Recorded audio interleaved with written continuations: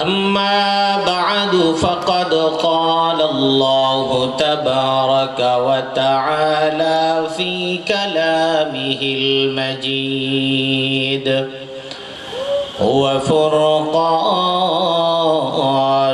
الحميد. أعوذ بالله من الشيطان الرجيم. بسم الله الرحمن الرحيم. يا أيها الذين آمنوا كونوا قوامين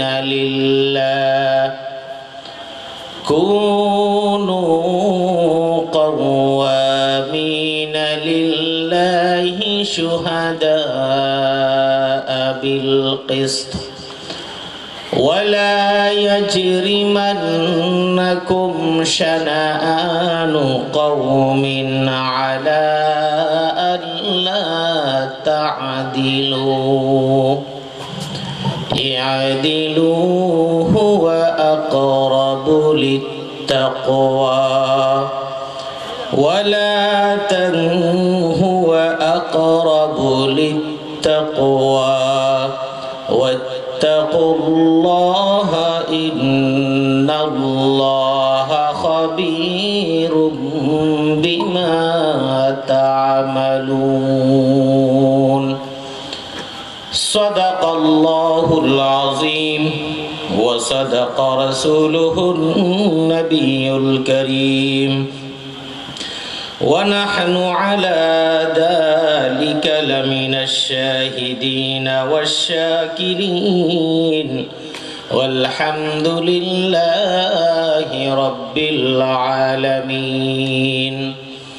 اللهم صل على محمد وعلى آل محمد كما صليت على إبراهيم وعلى آل إبراهيم إنك حميد مجيد.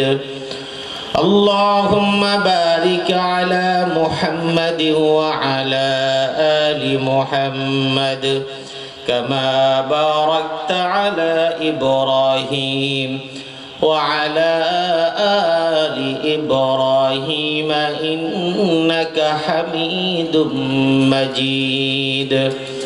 بلغ العلا بكماله كشف الدجى بجماله حسنت جميع خصاله صلوا عليه وآله.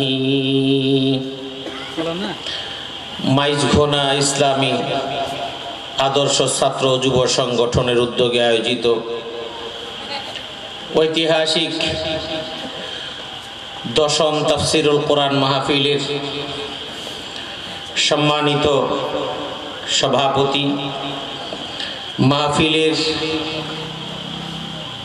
প্রধান অতিথি, বিশেষ অতিথি এবং আমন্ত্রিত ওলামায়ে কেরাম, আজকে ওলামায়ে কেরাম যারা এখানে এসেছেন সকলকেই বিশেষ বিষয়ের উপর আলোচনার যে নির্দেশনা দেওয়া হয়েছে এটা একটা সুন্দর উদ্যোগ। এতে করে মানুষ কিছু বিষয়ের উপরে স্বাভাবিক একটা ধারণা নিতে পারে। যে বিষয় নিয়ে কথা বলার জন্য এখানে আমরা হাজির হয়েছি, বিষয়গুলো অনেক লম্বা, সেখানে একটা বিষয় না, বিষয় অনেকগুলো। আল্লাহর দরবারে ন্যায় বিচারকের মর্যাদা, হক ও ন্যায় বিচার প্রতিষ্ঠা, দুর্নীতিমুক্ত রাষ্ট্র ব্যবস্থা, মহানবী সাল্লাল্লাহু আলাইহি সাল্লামের শিক্ষা ও জীবন আদর্শের উপরে কোরআন সুন্নাহর আলোচনা। এর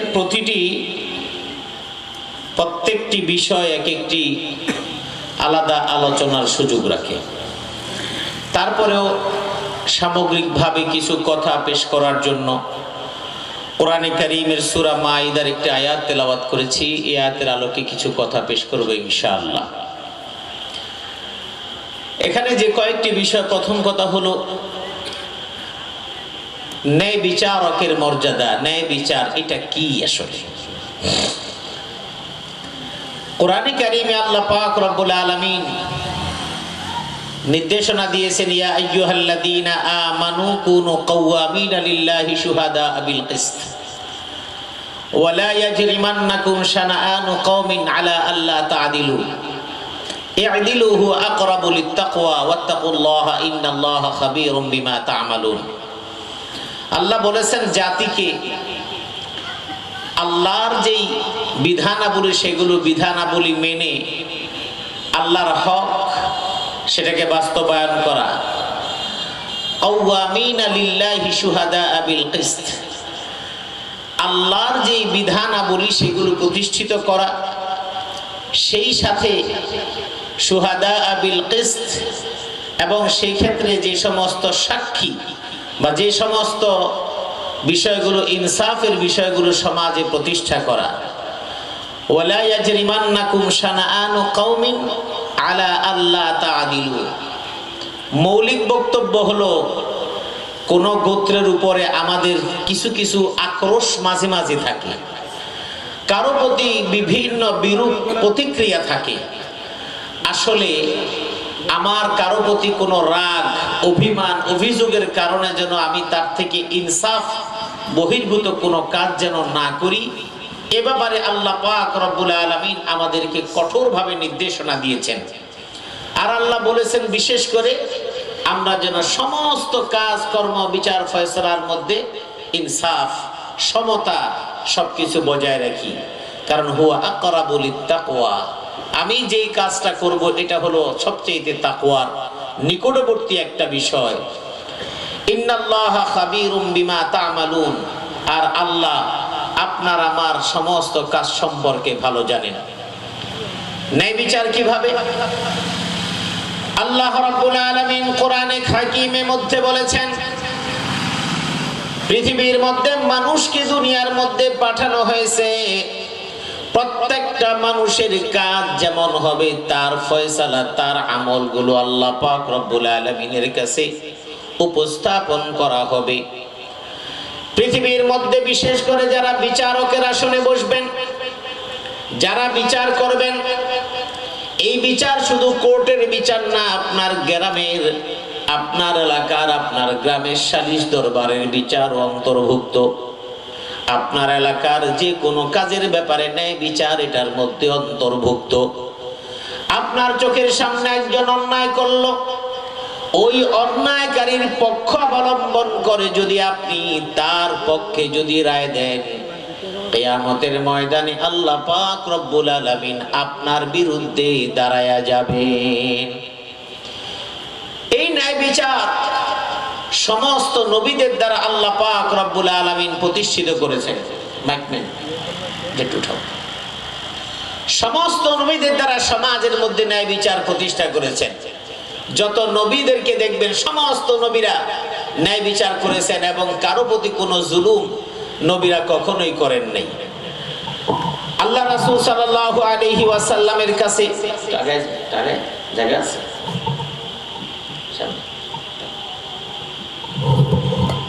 ঠিক আছে।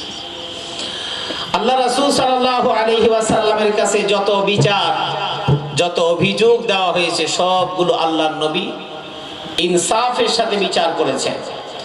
রাসূলুল্লাহ সাল্লাল্লাহু আলাইহি ওয়াসাল্লামের যুগে একজন মহিলা, বনি মাখজুমি গোত্রের একজন মহিলা, তার নাম হলো ফাতিমা। ওই বনি মাখজুমি গোত্রের মহিলা ফাতিমা চুরির অপরাধী। তার ব্যাপারে, ওই মাখজুমি গোত্রের নারীর ব্যাপারে আল্লাহর নবীর কাছে অভিযোগ দায়ের করা হলো যে এই মহিলা চুরি করেছে, তার ব্যাপারে কি রায়, কি বিধান হতে পারে। রাসূলুল্লাহ সাল্লাল্লাহু আলাইহি ওয়াসাল্লাম ছিলেন ইনসাফ এবং ন্যায় বিচারের একজন প্রতীক। কারণ আল্লাহর নবীর আদর্শের চাইতে শ্রেষ্ঠতম আদর্শ পৃথিবীতে আর একটাও নাই।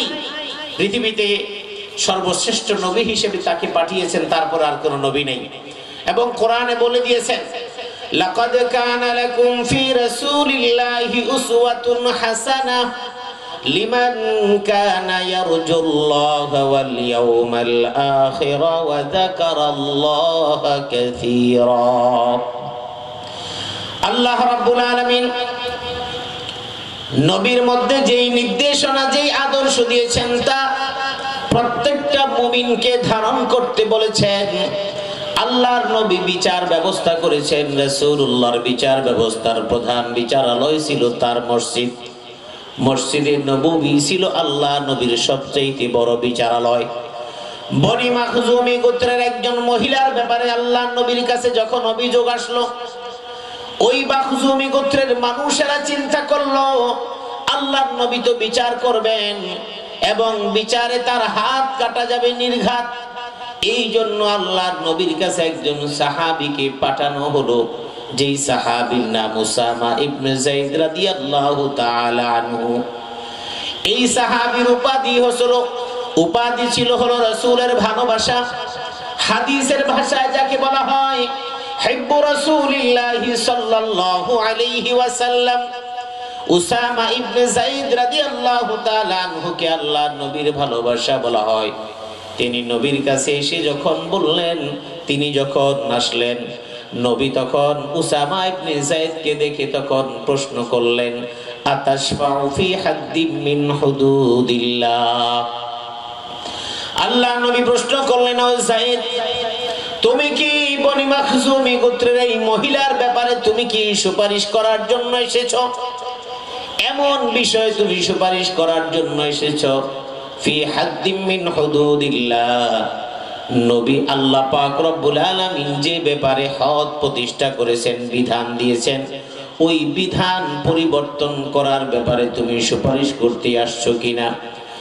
এই কথা বলার পরে আল্লাহ নবী বললেন, শোনো, লাউ আন্না ফাতিমা বিনতে মুহাম্মদ, যদি আজকে বনি মাখজুমি গোত্রের এই মহিলা ফাতিমা যার নাম, তার ব্যাপারে যেই অভিযোগ আমার কাছে দেওয়া হয়েছে, এই অভিযোগ যদি আমার নিজের কন্যা ফাতিমা সম্পর্কে দেওয়া হতো, আমি এই অভিযোগ যদি সত্য প্রমাণিত হতো, আমি নবী আমার কন্যা হিসেবে তার সঙ্গে কোনো রকমের কম্প্রোমাইজ করতাম না। আমার কন্যাও যদি অপরাধ করত, আমি নবী লাসারাকতু ইয়াদাহা, আমি নবী তার হাত কেটে দিতাম। তার মানে ন্যায় বিচার করার ক্ষেত্রে আমি কখনো পক্ষপাতিত্ব করতাম না। সুবহানাল্লাহ। এই জন্য আল্লাহ নবীর আদর্শের চাইতে শ্রেষ্ঠতম কোন আদর্শ পৃথিবীর মধ্যে নাই। আল্লাহ পাক রব্বুল আলামিন বলেছেন, লাকাদ কানা লাকুম ফি রাসূলিল্লাহি উসওয়াতুন হাসানাহ। নবীর আদর্শের চাইতে শ্রেষ্ঠ কোন আদর্শ নাই, নবীর কথার চাইতে শ্রেষ্ঠ কোন কথা নাই, নবীর সুন্নাহ পালনের চাইতে বড় কোন সুন্নাহ পালনের কোন নীতি এবং কোন সিস্টেম নাই। নবীর চাইতে শ্রেষ্ঠতম মানুষ পৃথিবীর মধ্যে আরেকজন নাই। আল্লাহ নবীর চাইতে রহম দিলওয়ালা মানুষও আরেকজন নাই। এই জন্য আমার নবী হলেন সাইয়্যিদুল মুরসালিন, আমার নবী হলেন রাহমাতুল লিল আলামিন। ওয়া মা আরসালনাকা ইল্লা রাহমাতাল লিল আলামিন। লা ইলাহা ইল্লাল্লাহ। এই স্পিকার বন্ধ করো, স্পিকারটা বন্ধ করে মাইকটা রাখো। লা ইলাহা ইল্লাল্লাহ, লা ইলাহা ইল্লাল্লাহ। উপরে সাউন্ডটাই করে দাও, ঠিক করে দাও। লা ইলাহা ইল্লাল্লাহু মুহাম্মাদুর রাসূলুল্লাহ সাল্লাল্লাহু আলাইহি ওয়াসাল্লাম। এই ন্যায় বিচারক মানে কোর্টের যিনি বিচারক হবেন শুধুমাত্র তিনি নন। এই ন্যায় বিচারক আপনার ঘর থেকে শুরু হবে, রাষ্ট্রের প্রধান কার্যালয় পর্যন্ত হবে। ন্যায় বিচার শুধুমাত্র একজন বিচারকের জন্য নয়, ন্যায় বিচার একজন মেম্বারের জন্য আছে না নাই? একজন মেম্বার, তার কাছেও ন্যায় বিচার আছে। কিভাবে? তার কাছে ডিজিএফ কার্ড দেওয়া হয়েছে সরকারের পক্ষ থেকে। এই কার্ডগুলো তারপরে টিসিবি কার্ড দেওয়া হয়। মেম্বার বলেন, চেয়ারম্যান বলেন, এমপি বলেন, মন্ত্রী বলেন, বিভিন্ন মন্ত্রণালয় থেকে মন্ত্রীদেরকে বিভিন্ন সুযোগ সুবিধা দেওয়া হয়। চেয়ারম্যানকে দেওয়া হয়, মেম্বারকে দেওয়া হয়। উদ্দেশ্য হয় এই কার্ডগুলো তুমি দিবে, সমাজের এই শ্রেণীর দরিদ্র অসহায় মানুষগুলোকে দিতে হবে। এখন মেম্বার সাহেব কার্ড আনলেন, চেয়ারম্যান সাহেব কার্ড আনলেন। এই কার্ডগুলো যারা পাওয়ার তাদেরকে বাদ দিয়ে যারা আসলে পাওয়ার উপযুক্ত না, বরং তারা সচ্ছল কিন্তু তারা আত্মীয় আছে না নাই? তারা আত্মীয়, আপন জন, বন্ধু বান্ধব, পরিচিত জন, তাদের নামে বরাদ্দ করা হয়ে গেল। তাহলে ন্যায় বিচার এবং ইনসাফ করা হলো না। কিয়ামতের ময়দানে আল্লাহ ওই মেম্বার সাহেবকে, ওই চেয়ারম্যান সাহেবকে ধরবেন। সেই সাথে তিনি শুধু একা ধরা খাবেন আর আপনি আরামে ঘুমাবেন, তা কিন্তু না। আজকে আমাদের সমাজে মন্ত্রীরা কোটি কোটি ডলার পাচার করেছেন, এমপিরা পাচার করেছেন, মন্ত্রীরা পাচার করেছেন, অনেক বড় বড় ব্যক্তিরা পাচার করেছেন। আমরা মনে করে নিয়েছি পাচার করেছেন উনি, ওনাকে ধরা হয়েছে, জেলখানায় নিয়ে গেছেন। আমাদের সমাজের ব্যবস্থা হলো যিনি পাচার করেছেন তাকে ধরা হয়েছে, এটা ঠিক। কিন্তু তার স্ত্রী ধরা ছোঁয়ার বাইরে, তার সন্তানেরা ধরা ছোঁয়ার বাইরে। এখন প্রশ্ন হলো, স্বামী যখন ইনকামটা করেছে, স্ত্রী জানে তার স্বামীর আয় হলো 50,000, 1 লক্ষ টাকা, কিন্তু তার স্বামী যখন কোটি কোটি টাকার প্লট পান, বাড়ি পান, এবং সেখানে তিনি যা বেতন পান তার চাইতে বেশি টাকা ভাড়া দিয়ে চলেন, বেশি টাকা দামি গাড়ি চলেন, প্রতি মাসে সব মিলিয়ে তিনি যদি 5 লাখ ইনকাম করেন, তিনি খরচ করেন 10 লক্ষ টাকা। এমন আছে না নাই? অনেক ক্ষেত্রে স্ত্রীরা স্বামীদেরকে প্ররোচিত করে যে এমন ভাবে তার জীবনের অনেক শখ আল্লাহ তাকে মিটাতে হবে। বহু এমপি মন্ত্রীদের ব্যাপারে জানা গেছে যে তাদের স্ত্রীরা তাদের বাণিজ্য, বিভিন্ন ধরনের বদলি বাণিজ্য, চাকরি বাণিজ্য, এই বাণিজ্যগুলো এক এক জায়গায়, এক এক সেক্টরে এক একজনকে দিয়ে দেওয়া হয়েছে। মন্ত্রী সাহেব লোক নিয়োগের বাণিজ্যটা দিয়ে দিয়েছেন তার স্ত্রীর কাছে, কেউ কেউ দিয়েছেন তার শ্যালকের কাছে, কেউ দিয়েছেন ছোট ভাইয়ের কাছে, কেউ তার নিজের সন্তান করেছে। তার মানে লুটে পুটে খাওয়ার যা যা ব্যবস্থা সব পরিবারের সদস্যরা ভাগযোগ করে খেয়েছে। এমন আছে না নাই? কিন্তু সম্পদের মালিক তো মন্ত্রী সাহেব, এমপি সাহেব, চেয়ারম্যান সাহেব, মেম্বার সাহেব। এবার থানা হাজত থেকে অথবা রাষ্ট্র থেকে তাকে খোঁজা হচ্ছে, তিনি পালিয়েছেন, বউ পোলাপানও পালাইছে। ক্ষেত্র বিশেষ মন্ত্রী সাহেব ধরা পড়লেন চোর, তিনি ধরা পড়লেন, ধরা পড়ার পরে তিনি জেলখানায় ঢুকলেন। অনেক জায়গায় মন্ত্রী ধরা পড়লেন কিন্তু তার স্ত্রীরা বহাল তবিয়তে তাদেরকে খোঁজ করা হয় না। প্রচলিত আইন বলেন, কারণ এই মন্ত্রী সাহেবকে এই চুরি করার ব্যাপারে কে উদ্বুদ্ধ করলো, আজকে যদি এই বিচারের ব্যাপারে তার পরিবারের প্রত্যেকটা সদস্যকে যদি জবাবদিহির আওতায় আনা হতো, এই যতক্ষণ পর্যন্ত এই সম্পদের হদিস পাওয়া না যাবে ততক্ষণ পর্যন্ত স্ত্রী এবং সন্তানেরা কাস্টডিতে থাকবে। কারণ তারা যখন জবাব পেয়ে যাবে তখন তাদেরকে বেকসুর খালাস দিয়ে দিবে। স্বামী যিনি চোর, যিনি ডাকাত, তাকে গ্রেফতার করে জেলখানায় রাখা হবে। এই সিস্টেম যদি বাংলাদেশে চালু করা হতো তাহলে স্বামী চুরি করে আনলেও ওই পরে ধরা খাওয়ার ভয়ে স্ত্রীরা কখনো চুরির মাল ঘরে উঠতে দিত না। কিন্তু এখন সমস্ত স্ত্রীরা নিশ্চিন্তায় নাকে তেল দিয়ে ঘুমায়, চুরি করবি তুই, আরাম করে মার। কথা বলেন ঠিক কিনা? এই দুর্নীতির বিরুদ্ধে কথা, দুর্নীতির বিরুদ্ধে কথা কর 2 ঘন্টা, এই 2-4 মিনিটে হয় না। বাংলাদেশের দুর্নীতির কথা যদি মানুষ, সাধারণ মানুষও বলা শুরু করে, সারা রাত বলতে বলতে দুর্নীতির কথা শেষ করা যাবে। দুর্নীতির ব্যাপারে জিরো টলারেন্স এই মানুষগুলি বলেছিল। বাংলাদেশের একজন প্রভাবশালী আইসিপি তিনি বলেছে দুর্নীতির বিরুদ্ধে জিরো টলারেন্স। সর্বপ্রথম দেখা গেছে দুর্নীতির বর পুত্র সেই ভদ্রলোকের চেহারার মানুষ, তিনি দুর্নীতি করেছেন এবং সময়ের আগে। কারণ প্রশাসনের মানুষ তো, এই জন্য সময়ের আগে তিনি ঘুষঘাস করে বউ সহ তার পরিবার সহ তিনি দুবাই আগেই পাড়ি জমিয়েছেন। কারণ যিনি চুরি করেন, যিনি ডাকাতি করেন, তিনি তো জানেন, আর তিনি আইনের লোক, সেজন্য তিনি জানেন পরবর্তী পদক্ষেপ কি হতে পারে। এই জন্য তিনি তার আখের গোছে আগেই পালায়ন করেছেন। কথা বলে আছে না নাই? এটা জল যেহেতু, এটার জন্য কোন ইতিহাস ঘাটা লাগবে না, আপনার আমার চোখের সামনে।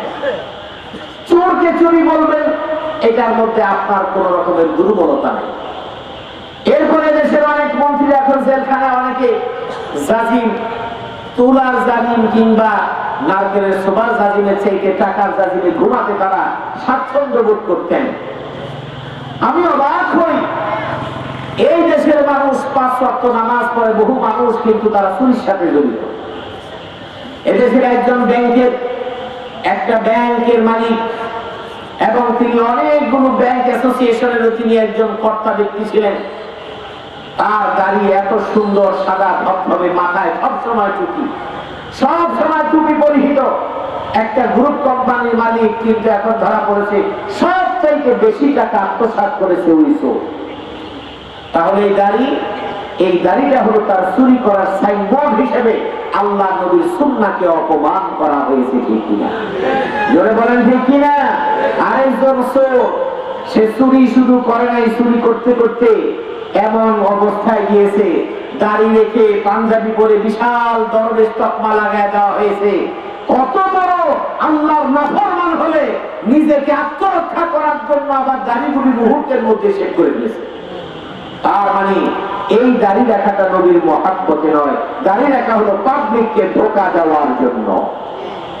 সুতরাং দুর্নীতি যারা করে, দুর্নীতি করে মসজিদ বানাইলে আল্লাহ মাফ করবেন, দুর্নীতি করে মাদ্রাসা বানায় দিচ্ছেন, 2 তলা বিল্ডিং, 6 তলা বিল্ডিং, পুরাটা মাদ্রাসা কর্তৃপক্ষের কাছে গিয়ে বললেন মাশাআল্লাহ, ভরা মজলিসে বললেন ইনশাআল্লাহ আমি এই মাদ্রাসার 2 তলা ভবন আমি নিজ উদ্যোগে নিজের অর্থায়ন করে দেব। সারা এলাকার মানুষ তো প্রশংসায় পঞ্চমুখ, কারণ সারা এলাকার মানুষ তো প্রশংসা করবে, এই স্বাভাবিক। এলাকার মানুষের তো কোনো দোষ নেই, কারণ এলাকার মানুষ দেখেছে যে একটা মাদ্রাসা ভবন, দিনের একটা আলোচনা, দিনের শিক্ষা গ্রহণ করা হবে, কোরআন এবং সুন্নাহর কথা হবে, এগুলি শিক্ষা দেওয়া হবে, এমন একটা মাদ্রাসা ভবন একজন লোক নিজ দায়িত্বে করে দিবে। কত লক্ষ টাকা তার যাবে, ক্ষেত্র বিশেষ 30, 50, 60 লক্ষ টাকা যেতে পারে কম বেশি। এতগুলো টাকার মায়া ছেড়ে যিনি করে দিবে, নিঃসন্দেহে তিনি অসাধারণ একজন মানুষ, তারা সবাই খুশি।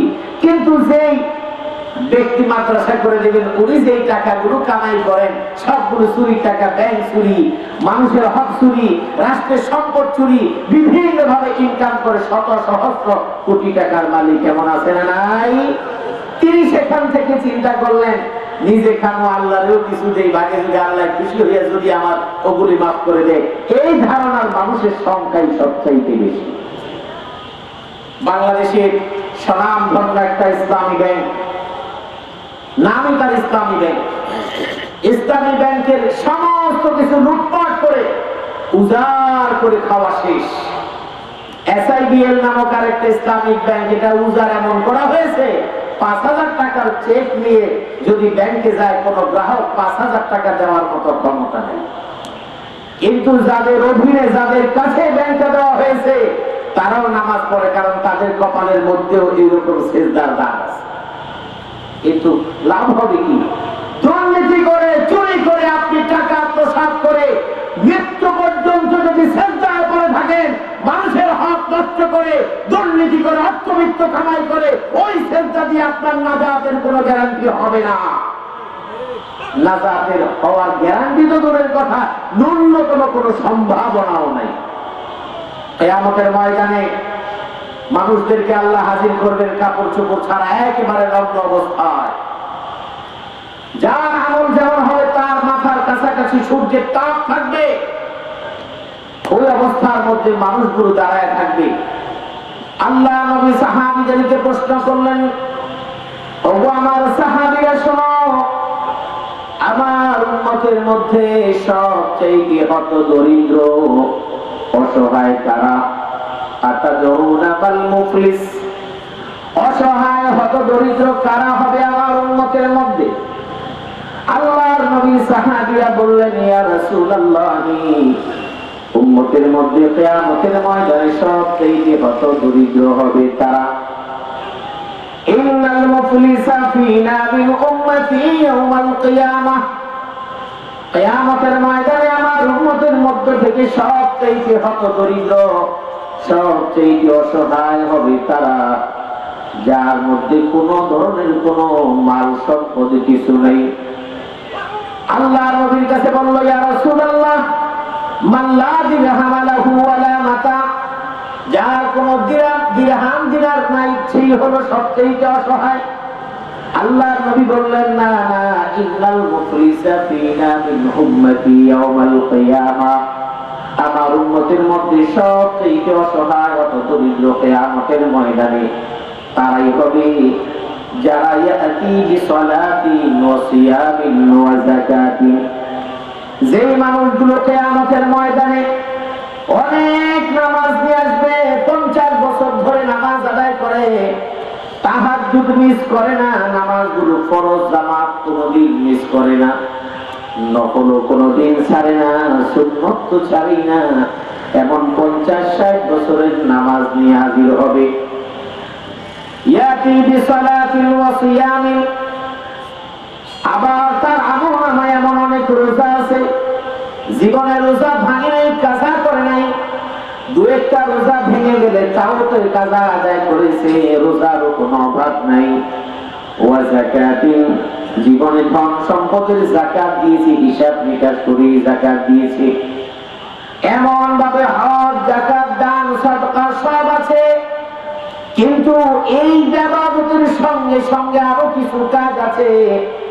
এই লোকটা জীবন দশায় থাকাকালীন সময় কোন মানুষকে কাদের সাথে মাহাদা ওয়া কাযাফা হাদা ওয়া আকালা মাল হাদা, পৃথিবীতে থাকাকালীন সময় অন্য মানুষকে গালিগালাজ করেছে, অন্যায় কারণে অন্যায় ভাবে গালিগালাজ করেছে, যে গালিগালাজের কারণে তার মান সম্মান নষ্ট হয়েছে, অন্যায় ভাবে মিথ্যাও করেছে, চরিত্রের উপরে বিভিন্ন ধরনের অপবাদ দিয়ে তার চরিত্র নষ্ট করে দিয়েছে।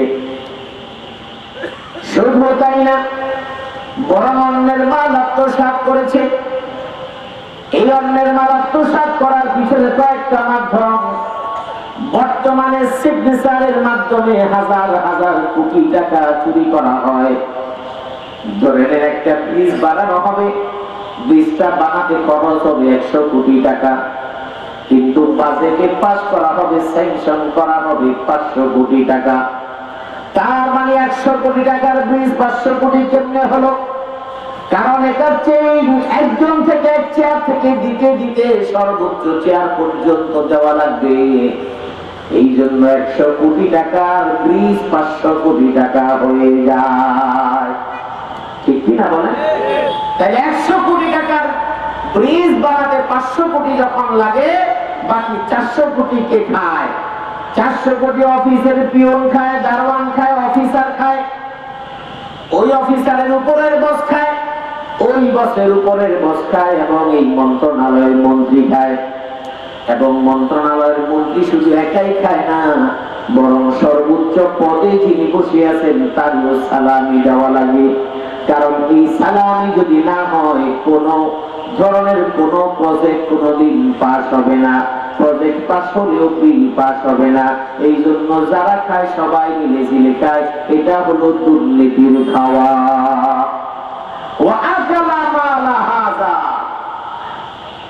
এবার প্রশ্ন হলো, এই যে মাল সবাই মিলে সব শেয়ারে খায়, এই সব শেয়ারে খাওয়ার মানে হলো জনগণের টাকা আপনি খাইলেন, কারণ জনগণের ট্যাক্সের টাকা ওখানে আছে। বহির্বিশ্ব থেকে যে অনুদান দেওয়া হয়, ঋণ দেওয়া হয়, ওই ঋণগুলো প্রত্যেকের মাথা পিছু ধরা হয়। তার মানে আমার নামে ঋণ এনে আপনি চুরি করে খাইলেন, আমাদের ময়দানে ওই সব হিসাব দেওয়া লাগবে। এটা হলো রাষ্ট্রীয় ভাবে খায়। এরপরে রাস্তাঘাটে রড সিমেন্ট ইট বালু যা খায় সেটা তো আছে। ব্যবসা করতে গিয়ে আপনি 2 নম্বর মালের ব্যবসা করলেন, পাবলিককে ঠকাইলেন। দুধ বেচতে গিয়ে পানি দিয়ে মিশ্রণ করে দুধ বিক্রি করলেন, ওজন দিতে গিয়ে ওজনে কম দিলেন। আবার মাল বিক্রি করতে গিয়ে ভেজাল মাল ভালো মানের মধ্যে মিলায় আপনি বিক্রি করলেন। চালের দোকানদার চাল বিক্রি করে প্রতি বস্তার মধ্যে 2 কেজি ছোট ছোট পাথর দিয়ে 2 কেজি ওজন বাড়ায় দিল। একটা বস্তার মধ্যে যদি 1 কেজি চালের যদি দাম বাড়ায় দেয়, 1 কেজি চাল কম 1 কেজি পাথর, তার মানে 100 টাকা যদি হয়, এমন যদি 500 বস্তা হয় তাহলে বহু টাকার মালিক হয়ে যায়। আর ওই 1 কেজি পাথর তো কোনো মানুষ বুঝবে না, বস্তার মধ্যে থাকার কারণে আপনি 1 কেজি নেবেন, আপনার মাঝে কয়েকটা পাথর যাবে, আপনি মনে করে ফেলে দিবেন। কিন্তু আমার আল্লাহ বলেছেন ওয়ানাদাউল মাওয়াজিনাল কিসতা লিয়াউমিল কিয়ামা ফালা তুযলামু নাফসুন শাইআ ওয়া ইন কানা মিসকালা হাববাতিন মিন খারদালিন আতাইনা বিহা ওয়া কাফা বিনা হাসিবিন। আল্লাহ রাব্বুল আলামিন বলেছেন ওয়ানাদাউল মাওয়াজিনাল কিসতা লিয়াউমিল কিয়ামাহ, কিয়ামতের ময়দানে ইনসাফ ভিত্তিক ভাবে তোমার সমস্তটুকু আমল তোমাকে দেওয়া হবে। ফালা তুযলামু নাফসুন শাইআ, পৃথিবীর কোন মানুষের উপরে কোন সামান্যতম জুলুম করা হবে না। ওয়া ইন কানা মিসকালা হাববাতিন মিন খারদালিন আতাইনা বিহা, যদি তোমার সামান্য থেকে সামান্য কোন অপরাধ, যদি কোন পাপ যদি লুকিয়ে থাকে, যদি সামান্য থেকে সামান্যতম কোন অন্যায় যদি তুমি করে থাকো, ওটা যদি কোনো কিছুর নিচেও যদি পড়ে থাকে, আমার আল্লাহ বলেছেন আতাইনা বিহা, ওটাকেও তুলে আনা হবে। ওয়া কাফা বিনা হাসিবিন, তার মানে আপনার আমার সমস্ত কার্যক্রমগুলো সেখান থেকে তুলে এনে হিসাব করবেন। আমার পুঙ্খানুপুঙ্খানু হিসাব করার জন্য যথেষ্ট কে? আল্লাহ। আল্লাহ পাক রব্বুল আলামিন আপনার দিনের কথা যেমন জানেন, রাতের কথাও জানেন। মাহে রমাদানে রোজা রাখে বাংলার মুসলমান, একটা ঘরের মধ্যে একজন মানুষ আছে ভুলেও কোনোদিন পানি পান করে না, কারণ আল্লাহ দেখবে। ঘরের মধ্যে স্ত্রী নাই, সন্তান নাই, ফ্রিজের মধ্যে মজাদার খাবার আছে, ফল আছে, প্রচন্ড ক্ষুধা লেগেছে, বিকাল 3টা 3:30, কেউ ঘরে নাই, ইচ্ছা করলে পানিও খেতে পারে, ইচ্ছা করলে ফল খেতে পারে, ইচ্ছা করলে বিভিন্ন ধরনের খাবার খেতে পারে, কিন্তু এই মানুষটা খায় না, কারণ জানে তার এই সমস্ত কিছু দেখেন কি? যদি বলেন কে? আল্লাহ। ওই একই মানুষ যখন অফিসের চেয়ারের মধ্যে বসে, ওই একই মানুষ যখন দোকানের দাঁড়িপাল্লার সামনে বসে, ওই একই মানুষ যখন কোনো কিছু বিক্রি করতে বসে, যেই মানুষটা আল্লাহর ভয়ে পানি মুখে দেয় না, ফল মুখে দেয় না, পানি মাথায় ঢাললে গোসল করার সময় মুখটা সাবধান রাখে যাতে গলার মধ্যে পানি ঢুকে না যায়, কারণ যদি পানি ঢুকে যায় তাহলে রোজা ভেঙে যাবে। পৃথিবীর কোন মানুষ না দেখলেও তা দেখবেন কি? আর আল্লাহ যখন দেখে ফেলবেন তার মানে রোজাটা হয়নি, আবার কাজা করা লাগবে। এই বিশ্বাস যে মুসলমান আছে, ওই একই মুসলমান অফিসে যাওয়ার সময়, অফিসে যখন যায়, ওই রমজান মাসে যখন টেবিলের মধ্যে বসা, তখন তার ক্লায়েন্ট যখন তার ফাইল নিয়ে কথা বলার জন্য আসে, তখন তিনিও একই রকম কাজ করলেন, বলে যা দেওয়ার ড্রয়ারে দেন। তার মানে রমজান মাসে হাতে নেওয়া যাবে না, রমজান মাস মানুষে যেন না দেখে। কিন্তু আপনি ওই যে আল্লাহর ভয়ে পানি খেলেন না, ওই আল্লাহ এখন দেখে কি? দেখে না, দেখে।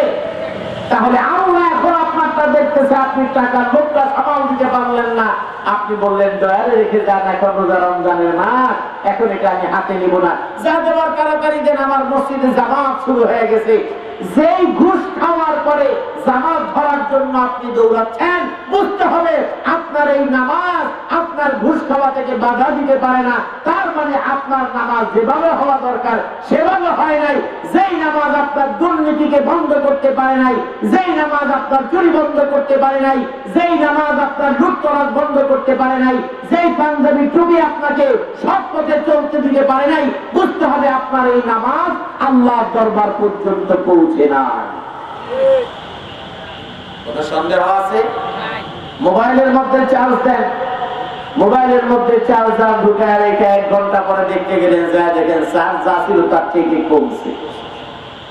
যখন দেখেন চার্জ যা ছিল তার থেকে কমে গেছে, তখন আপনি কিন্তু বুঝে নেন নিশ্চয়ই কোথাও না কোথাও সমস্যা।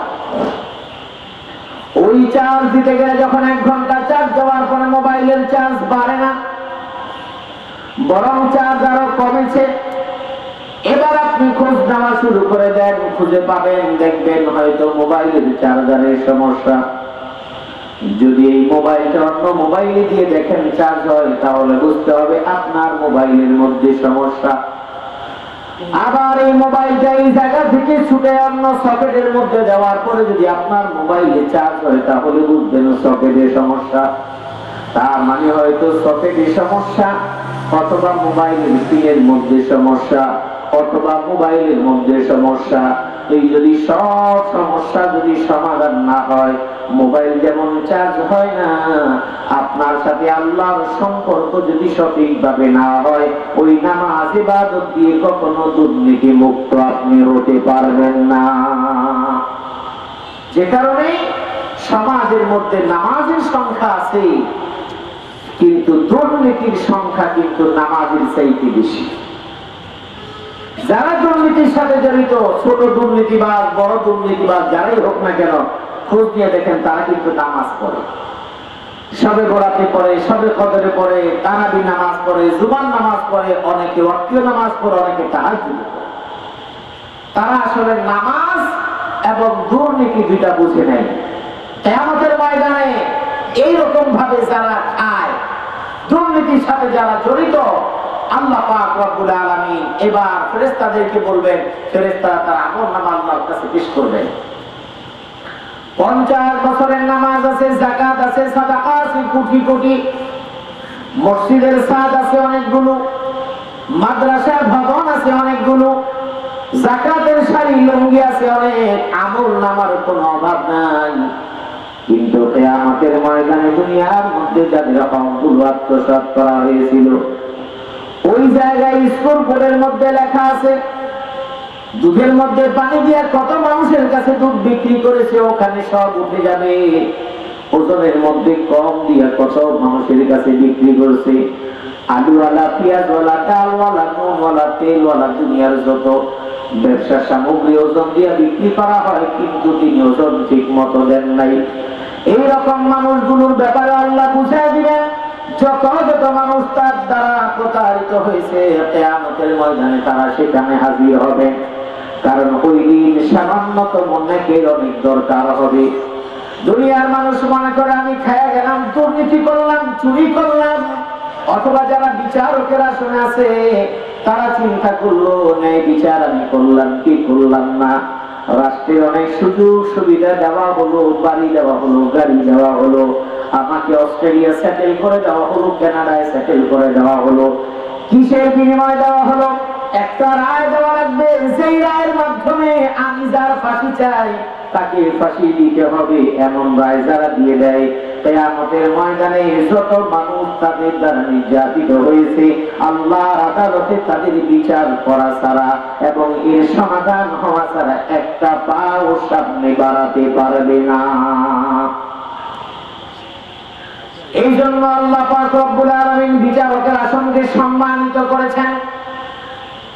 আর বিচারকদের মহান বিচারক হবেন আল্লাহ, কারণ বিচারকের এই সিফাত, এই গুণ হলো আল্লাহর সিফাত।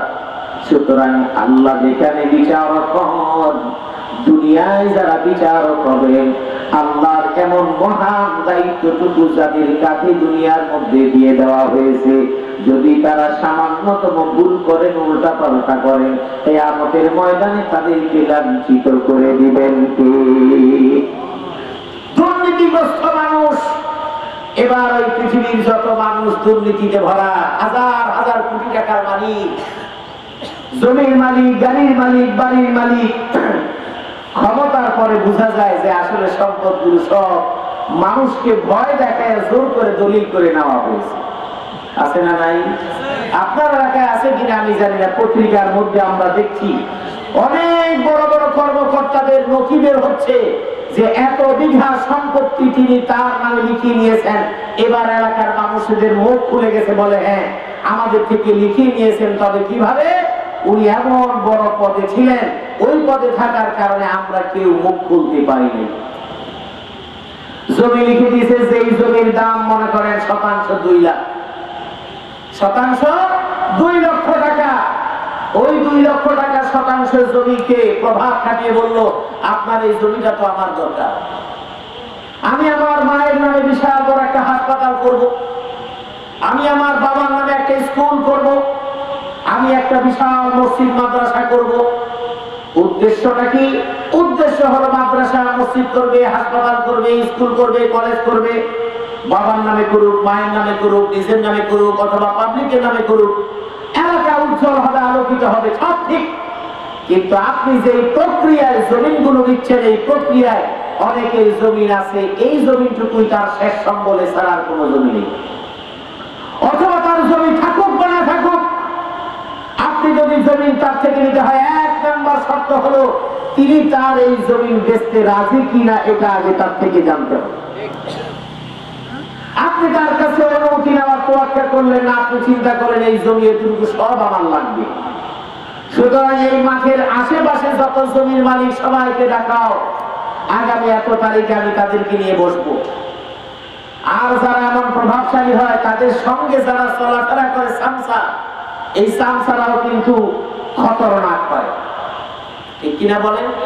নেতায় যতটুকু না কোবায়, সামসায় কিন্তু বাড়িতে লুটপাট আরো বেশি করে।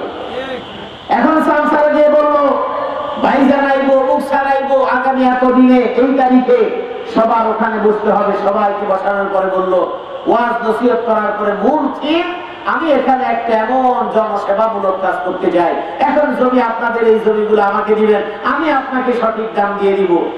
ওই পিছনে কিন্তু দালাল লাগানো আছে, দাদা বলা আছে জমির দাম কি হোক না হোক তোদেরকে 20,000 করে দিয়ে দিব, কোনো কথা বলবি না। ওরা চিন্তা করে এটা যদি রাজি না হই এলাকায় থাকতে পারবো না। আছে না নাই? হাজার হাজার আছে এমন। বাংলাদেশের প্রত্যন্তরে এভাবেই বিভিন্ন কার্যক্রম করা হয়েছে। এবার যার 5 কাঠা সম্পত্তি, 5% সম্পত্তি আছে, 5% সম্পত্তির দাম বাজার রেট সর্বনিম্ন 10 লাখ টাকা, সেই জায়গায় 5% জায়গার দাম ধরেন 20,000 করে, 5% না 5 20 1 লাখ টাকা দিয়ে বলছে সিগনেচার করেন। টাকা তো আগে দেয় না, বলেন টাকা সিগনেচার করেন, টাকা আরেক টাকা কি আপনার মেরে খাবে নাকি? সিগনেচার করেন। ক্ষমতার কাছে হার মেনে সিগনেচার করেছেন। এবার 1 লাখ টাকা আপনার বাড়িতে পৌঁছায় দিয়েছে, আপনি 1 লাখ টাকা হাতে নিয়ে চোখের পানি ফেলছেন, দরদর করে চোখের পানি পড়ছে, কারণ আপনার এই কাঙ্ক্ষিত সম্পত্তি আপনার বাবার দেয়া, আপনার বাবার কাছ থেকে আপনি মিরাস সূত্রে পেয়েছেন, অথবা আপনার কিনা সম্পত্তি, কিন্তু ওই প্রভাবশালী ব্যক্তির নজরে পড়ার কারণে আপনি বাধ্য হলেন, আপনি রাজি না, আপনাকে জোর করে রাজি করানো হলো। দুনিয়ার আদালতে আপনি মাজলুম, আপনি তার কাছ থেকে বিচার পেলেন না। কিয়ামতের ময়দানে এই রকম সমাজ সেবক দুর্নীতিগ্রস্ত এদের সমস্ত মুখোশ উন্মোচন করে দিবেন কি? কিয়ামতের ময়দানে নামাজ, রোজা, হজ, যাকাত, অমুক স্যার তমুক স্যার রিটায়ারমেন্টে যাওয়ার পরে এই বরদারি বউ পোলাপান নিয়ে গেছেন হজে, এটা বাংলাদেশের আমার সেখানে প্রত্যেকটা অঞ্চলের মধ্যে আছে। বুড়াকালে দেখলে মনে হয় আল্লাহর ফেরেশতা, জুয়ানকাল দেখতে মনে হয় শয়তানের ওস্তাদ ছিল। কথা বলেন ঠিক কিনা? এই যে গাজীপুরের একজন সংসদ সদস্য, তিনি ডেপুটি স্পিকারের দায়িত্ব পালন করেছেন, একটা মন্ত্রণালয়, মুক্তিযুদ্ধ বিষয়ক মন্ত্রণালয়ের দায়িত্ব পালন করেছেন। 71 সালে তিনি ধর্ষণ করেছেন।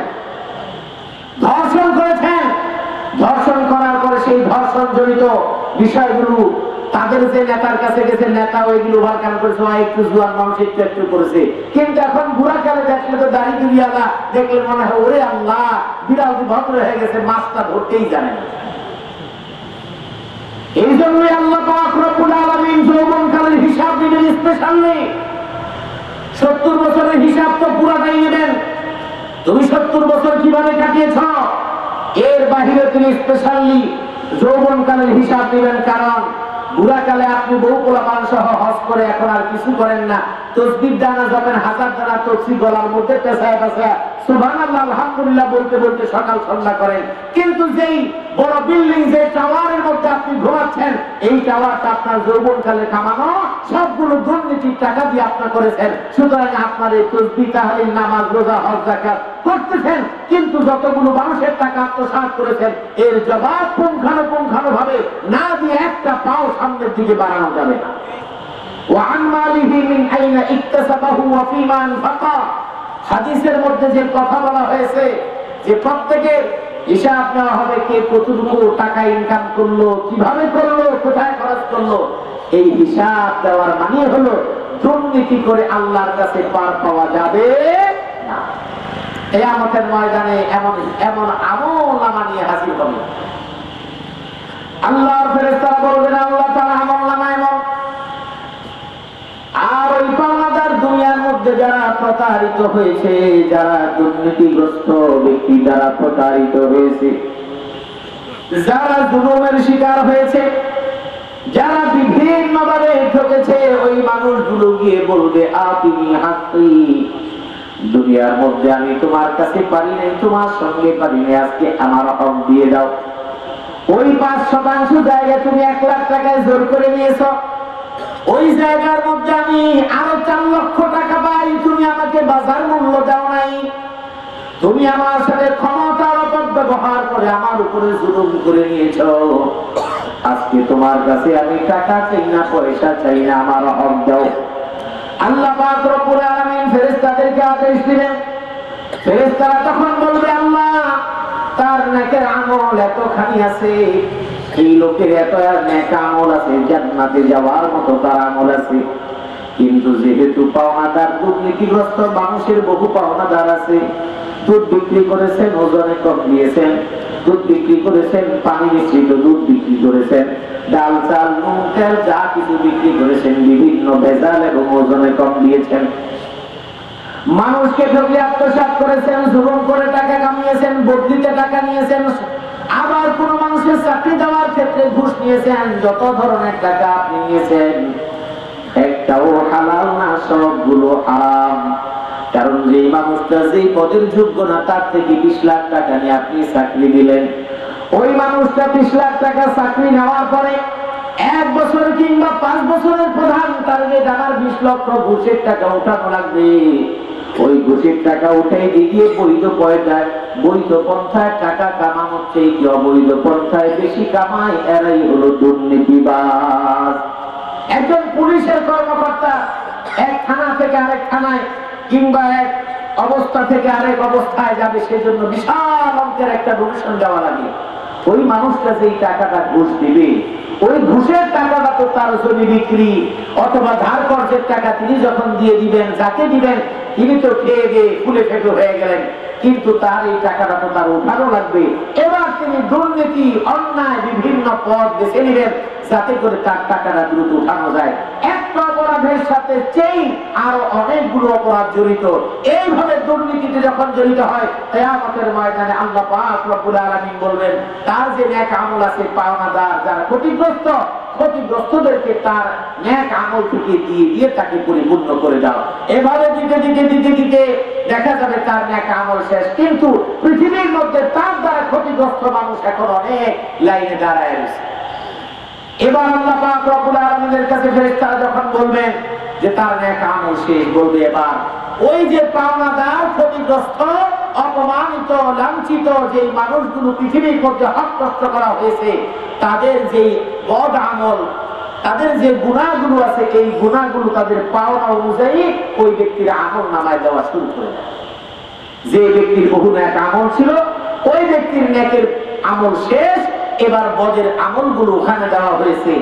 এরপরে দিকে দিকে যখন নাকি পাওনাদারের ঋণ পরিশোধ করতে গিয়ে দেখা গেল এই পরিমাণ অপরাধ তার আমলের পাল্লায় জমা হয়ে গেছে, সেই জমা হয়ে যাওয়ার পরে সুফাতুরি হাকা আলাইহি সুম্মাতুরি হাফিন্নার, রাসূলুল্লাহ সাল্লাল্লাহু আলাইহি ওয়াসাল্লাম বলেন তখন তাকে এই অপরাধের কারণে, গুনাহের কারণে তাকে জাহান্নামে নিক্ষেপ করা হবে। নাউযুবিল্লাহ।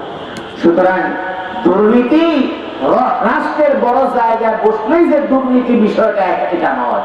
ওখানে যেমন দুর্নীতি হয়, চায়ের দোকানে দুর্নীতি হয়, ডালের দোকানে দুর্নীতি হয়, দুধের দোকানে দুর্নীতি হয়, আটা ময়দা সুজির দোকানে দুর্নীতি হয়, আবার হলুদ মরিচ ভাঙানোর যে মিল ওটার মধ্যেও দুর্নীতি হয়। হয় কি হয় না? হলুদের মধ্যে অন্যান্য জিনিস দিয়ে হলুদ বানানো হলো, মরিচ বানানো হলো, তারপরে ধনিয়ার গুঁড়া বানানো হলো, আপনার কাছে বিক্রি করলেন, কিন্তু আপনার হলুদের রং পাচ্ছেন না, মরিচের রং পাচ্ছেন না, ধনিয়ার স্বাদ পাচ্ছেন না। মিলওয়ালা কি দিয়ে কি করছে মিলওয়ালাই শুধুমাত্র জানে। সেখানে ধনিয়া 1 কেজি, কিন্তু ভাঙানোর পর ওজন হয়ে গেছে 1.5 কেজি 2 কেজি। তার মানে এখানের মধ্যে কিছু কারসাজি করা হয়েছে। এটাই হলো প্রতারণা, এটাই হলো দুর্নীতি। শুধুমাত্র রাষ্ট্রের চেয়ারে বসে দুর্নীতিটাই না, আপনিও করেন, আমিও করি, রিক্সাওয়ালা করে, দোকানদার করে, পানওয়ালা করে, বিড়িওয়ালা করে, গাঁজাওয়ালা করে, প্রত্যেকেই দুর্নীতি। যারাই দুর্নীতি করবে আল্লাহ পাক রব্বুল আলামিন তাদের কিয়ামতের ময়দানে পুঙ্খানুপুঙ্খানু হিসাব নেওয়া ছাড়া এক কদম সামনে বাড়াতে দিবেন।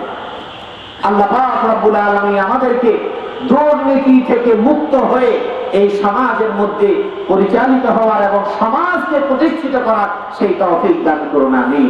এবং আমরা যারা বিভিন্ন ভাবে বিভিন্ন কার্যক্রমে আছি, আমাদের দ্বারা যেন কখনো দুর্নীতি না হয়, আমার দ্বারা যেন ইনসাফ বিবর্জিত কাজ না হয়, এবং সেই সাথে আমি যেন কখনো জালেম না হই। আমি যদি মুজলুম হয়েও তারপর আল্লাহর কাছে ক্ষমা পাবো, কিন্তু আমি জালেম হলে আল্লাহর কাছে আমার কোনো ক্ষমা নাই। আল্লাহ পাক রব্বুল আলামিন আমাদের সকলকে তার নেক বান্দা হিসেবে কবুল করুন, আমিন। ওয়া আখিরু দাওয়ানা আলহামদুলিল্লাহি রাব্বিল আলামিন। اللهم بارك على محمد وعلى آل محمد كما باركت على إبراهيم وعلى آل إبراهيم إنك حميد مجيد. اللهم آمين.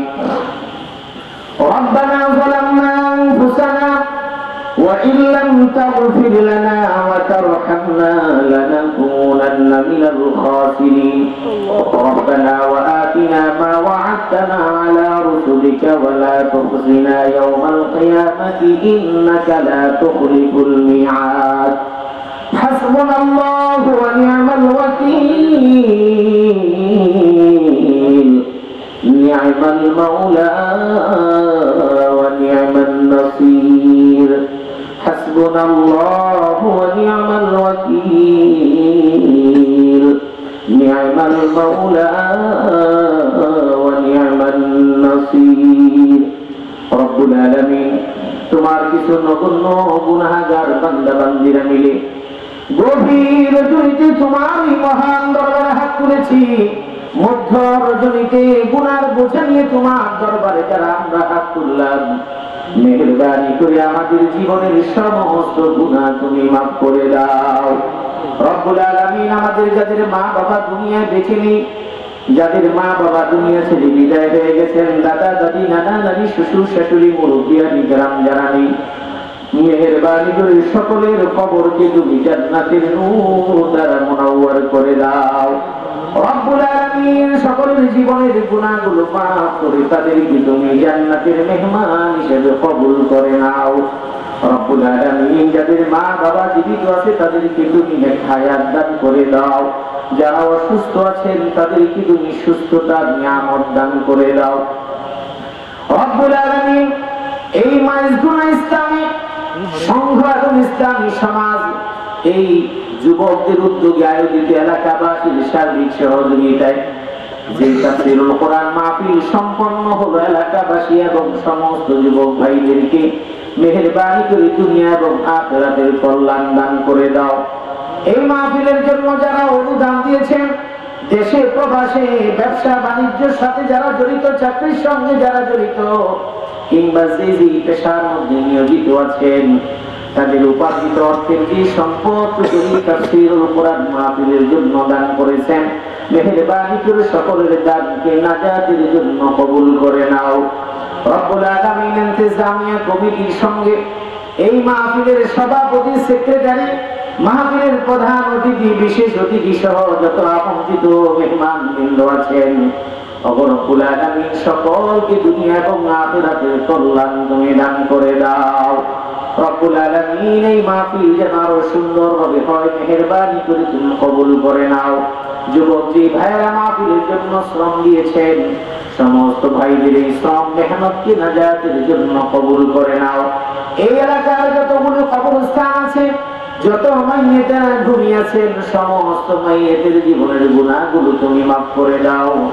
রব্বুল আলামিন আমাদের সন্তানগুলোকে নেক সন্তান হিসেবে কবুল করে নাও। আল্লাহুম্মা গফির লানা ওয়া লিওয়ালিদাইনা রব্বি রহমহুমা কামা রব্বায়ানি সগীরা। রব্বানা হাব লানা মিন আজওয়াজিনা ওয়া যুররিয়াতিনা কুররাতা আয়ুন واجعلنا للمتقين إماما تقبل منا إنك أنت السميع العليم وتب علينا إنك أنت التواب الرحيم سبحان ربك رب العزة عما يصفون وسلام على المرسلين والحمد لله رب العالمين واجعل آخر كلمتنا عند الموت لا إله إلا الله محمد رسول